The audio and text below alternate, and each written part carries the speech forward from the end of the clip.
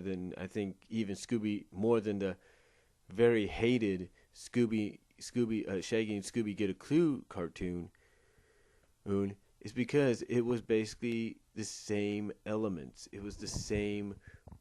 Basically, they just felt that nostalgia. They just felt that same presence and feeling that they have felt and seen with the originals, with Where Are You, with the Scooby-Doo show, with the Scooby-Doo movies, with Scooby and Scrappy show, with the new Scooby-Doo mysteries and the all-new Scooby-Doo Scrappy show. You kind of get the idea. They basically felt they felt that connection. And I believe that is why when they take a look at shows like Scooby and Shaggy Get a Clue, and even now Mystery Incorporated, they look at it and go like, no. Yeah, it is the characters, and yeah, the shows might be okay in some ways. Well, Scooby and Shaggy, I'll admit that was not a good idea to go with that. But like Mystery Incorporated, they'll go like, yeah, these are good shows and all that. But it's not what, the Mystery Inc. gang is. It's not who they are. And again, they will give nods to like when, they did the whole thing with all those mystery group mascots along with Scooby. They'll give nods for what they did with Blue Falcon, even doing what they're doing with the movie that they've done recently. But the fact is, it's more along the lines of, again, the way I look at this, I think it's a decent show. I think it's a unique direction to take the franchise and the characters. And there's a lot of people and there are a lot of fans that have embraced it and they like it. But there's also fans out there that when people look back on this show, they're going to read about fans looking at it with mixed reactions, and if not some criticism and controversy, because it was basically not the Scooby-Doo they knew. That yes, it was all the characters, but it was mostly played as a teenage drama novel, a teenage graphic novel, a junior graphic novel. And that in their minds, the Scooby-Doo shows are mostly like reading funny comic books, like one-issue comic books that, for one issue, it's like, okay, this is what happens in the comic book, and then that's it. And then the next issue you get is always a different story or different adventure. And, I think that's how they look at this one as well. But when you take a look at the positives about it, from what many fans have said, many fans will indicate and have said, it has a constant storyline. It's a storyline that has spanned from the very first episode all the way to the finale this week. It's been one constant story, and it's had its drama. It's had its substance. It's had its drama, its funny moments, its scary moments. And a lot of fans will say that that's what made this show good, and that's why we embrace it as a great addition to the franchise. But then again, this is also why you'll have a lot of fans in return saying, yeah, we agree with you, but it's not the scoop. But go like, yeah, we kind of agree with you in those areas, but it's still not the Scooby-Doo we know. It's not the Scooby-Doo that, let's take one episode's one different mystery, and the next episode's a different mystery, but they're not interwoven. They're not connected. They're just their own separate entities. So you kind of understand what I'm saying here. And, at first I kind of felt that way too, but, the more I think about it, it's basically the more I think about it, it's good that they have a constant storyline here.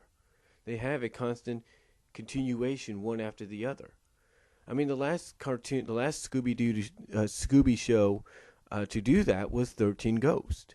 13 Ghosts of Scooby-Doo did that in probably better than anyone at that time. I mean, yeah, there were some episodes that were like, it doesn't sound like, it doesn't seem like it should be in there, but it was. And even though it was cut short, it had a constant continuity. It was always, you knew what they were doing. It's like one after the other. They had to get the ghost back in that chest. And to me, that's exactly what's going on here, with Scooby-Doo Mystery Incorporated. it's a constant storyline continuing one after the other. I mean, basically, they have a goal set in mind to get this plasmatic disc, if you will, to eventually help try to save their town or find out what's really going on. So, again, I look at this. I look at Mystery Incorporated as being a decent show with with a different, unique direction for the characters in the franchise. And I know, and I can see why there are those that do embrace it and enjoy it. Um, but again, I can also understand why there are those that are okay with it, but basically have mixed reactions, if not have some controversial criticism, because it's not the Scooby Doo they really knew. I mean, I'm not trying to speak for anybody, but from what I've read online, if you will, and I'm sure a lot of you read the same thing, you kind of see it there. So, but that's really all I have to say about it. I mean, again, I think it's a decent, unique addition to the franchise. It's a unique, different direction for the characters. To me, I think it's more like, I think these past 2 seasons, if it's only going to run for 2 seasons, I think it was definitely more so of an experiment. It's more like, okay, this is more of an experiment than it is going to be something that we're going to continue on for years with different seasons and stuff. So, and I think that's honestly what it was. I think overall these past 2 seasons were nothing more than an experiment. Was it successful?